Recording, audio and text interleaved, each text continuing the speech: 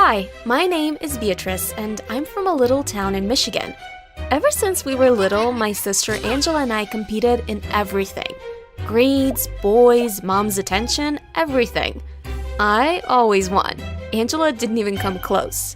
But one day, she did. Pencils and ripped papers flew in the air and scattered everywhere. I held scissors in one hand and a blowtorch in the other. Angela cowered in a corner of the room, terrified and helpless. You call this art? I kicked one of the drawing books like it was a football. I'm gonna burn it all today. Beatrice, don't. Or what? Mom bought me those. Doesn't mean you deserve them. The blowtorch slipped from my hands and fell to the floor. Angela and I fought for it, but she didn't match my strength. Jealousy and rage were fueling me. I held the blowtorch ready to light it and grabbed her tattered drawing book. She took another step forward, and before she could take another one, I set her book on fire and pointed the blowtorch at her. Don't come any closer, Angela. She stood back, horrified. I never meant to scare her, but I was too enraged to care or let her save the book. You must be wondering what's going on here. Do you want to find out? Then please subscribe and keep watching. Angela was not book smart, but she was a great artist. I hated that I couldn't draw as well as her. Mom praised her and showed off her drawings to all her friends. One day, we came home from school to find an expensive set of pencils and a new drawing book on the kitchen table. The moment Angela saw them, her eyes lit up. There was a note from Mom congratulating her for winning the latest school art competition. And that's how I found myself with a pair of scissors and a blowtorch in my hands. She was inconsolable, and tears mixed with mascara rolled down her face. I was grounded, of course, but that didn't stop me from sneaking out whenever I wanted. I was hurrying down the school hallway when someone rounded a corner and walked right into me. My bag slipped from my shoulder and fell to the floor, spilling books and pens everywhere. Watch where you're going. Why don't you watch where you're going? You clearly bumped into me, I was about to say something really mean, but my anger evaporated when I saw that it was Cliff, my longtime crush. Oh. Hey, I'm Beatrice. He bent to collect my bags and the books that had fallen out. That's when I saw it. One of Angela's ugly drawing books with her ugly drawings on display. How did it even get in my bag? Cliff was staring at it. Oh no. Did he think that I drew that? He picked up the book and flipped through a few pages. Did you draw all these? Of course not. These are incredible. You're so talented. Can we maybe hang out after school so I can see all of them? Wait, what? He liked them? Okay, I needed to make a choice. Fast. I could A, tell Cliff the truth that the drawing book was not mine, or B, lie to him and get to hang out with him. What would you choose if you were me? A or B? Earth to Beatrice, hello. Oh, sorry, did you say something? Can we hang out later? Sure. Did he even have to ask? I spent the rest of the day smiling and daydreaming about Cliff. Every time we passed each other in the hallways, he smiled and winked at me. Also, did you notice that I never told him that the drawings were mine? I just let him think they were. So, I didn't exactly lie, right?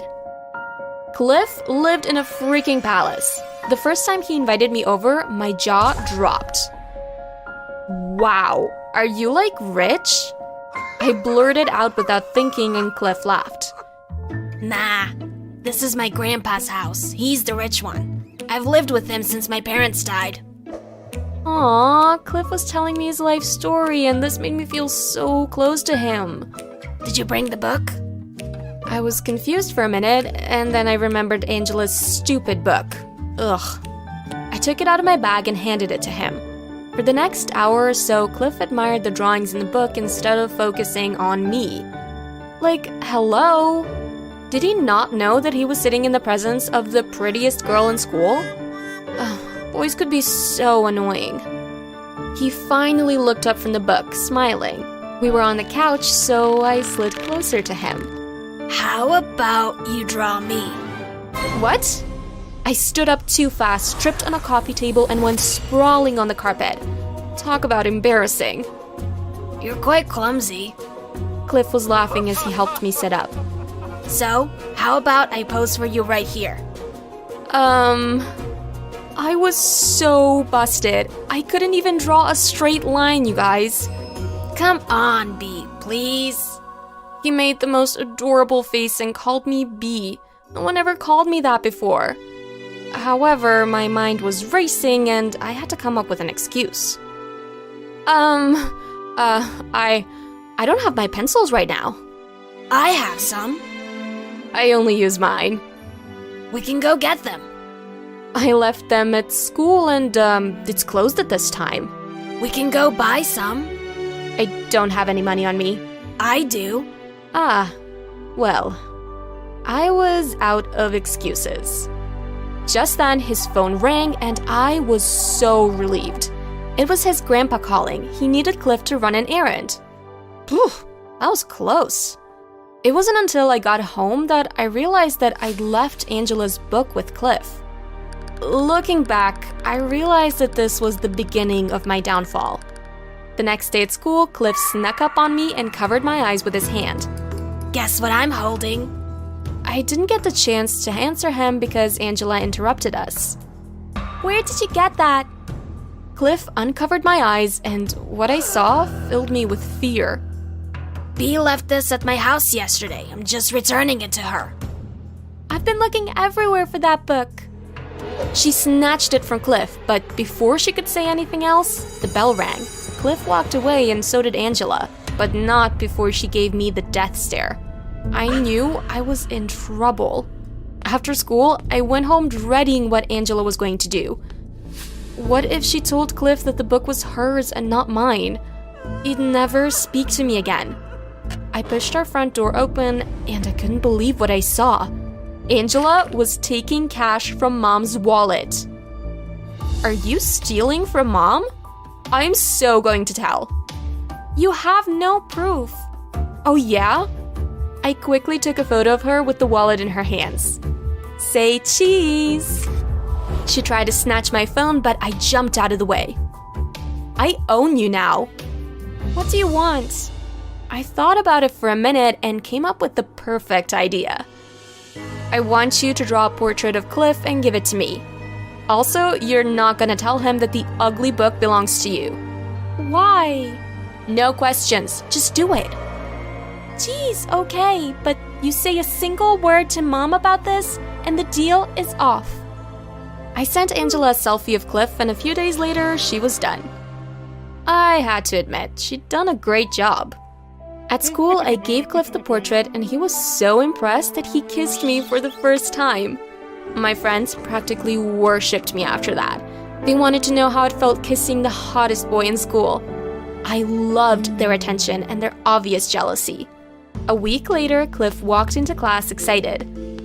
B, I have great news. Grandpa Zeus saw the portrait you did for me and loved it so much. He wants to pose for you so you can do a full one of him. He's offering you a lot of money. Pose for me? Yeah, at the mansion. Once you're done, he'll throw a big party to unveil it and show it off. The pressure was becoming too much. Can I think about it? Cliff's excitement disappeared instantly. What's there to think about? I don't know, You have to do it, B. Grandpa is all I have left, and the portrait would make him so happy. Not to mention, you'll be rich. I couldn't take it anymore. I stood up and ran out of class, leaving a confused Cliff behind. That evening, I told my family everything, including the part about blackmailing Angela for stealing. Angela was furious. You stole my drawing book and used it to get yourself a boyfriend? What does it matter? I'm gonna lose, Cliff. Stop talking, both of you. We will not lose this opportunity. Angela, you'll draw the old man. It's the least you could do after you stole my money.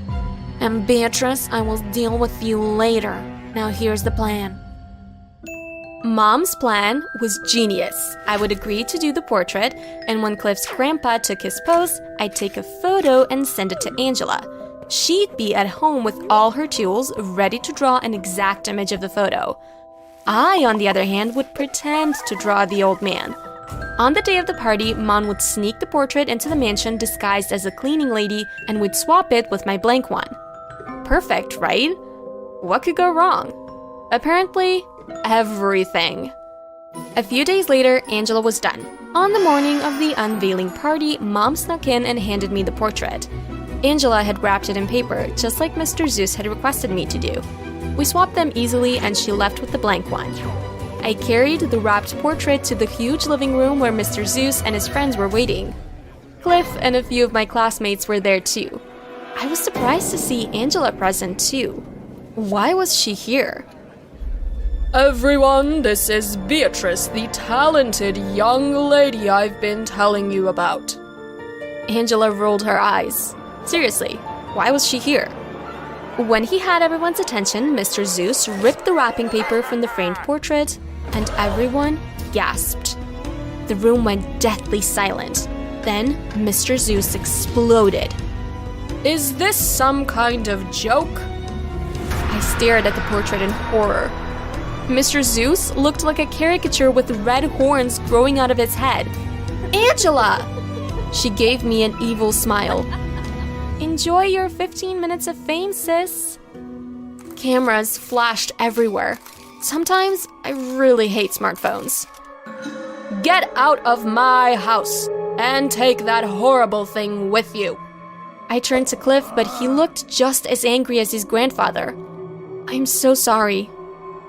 I had lost an opportunity to be rich and my boyfriend, all in one day. Someone drew giant horns on my locker. Cliff was ignoring me.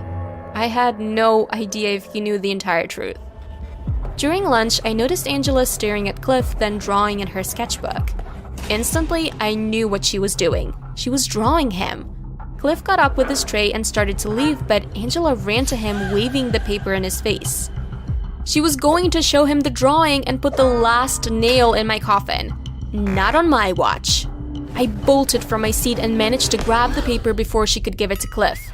I tore it in half and threw it in the trash can. What are you doing? Without answering, I grabbed Cliff's hand to pull him out of there before he saw the sketch Angela had made of him. Let go of my hand, Beatrice. I dropped his hand and he reached for the ripped paper in the trash can. I watched as he put the two pieces together and realized what it was. He looked from me to Angela, waiting for an explanation. Should I tell him or will you, Bea? Angela looked so pleased with herself. Defeated, I fell to the ground and cried, revealing everything to Cliff. I begged him to forgive me, but he walked away angry.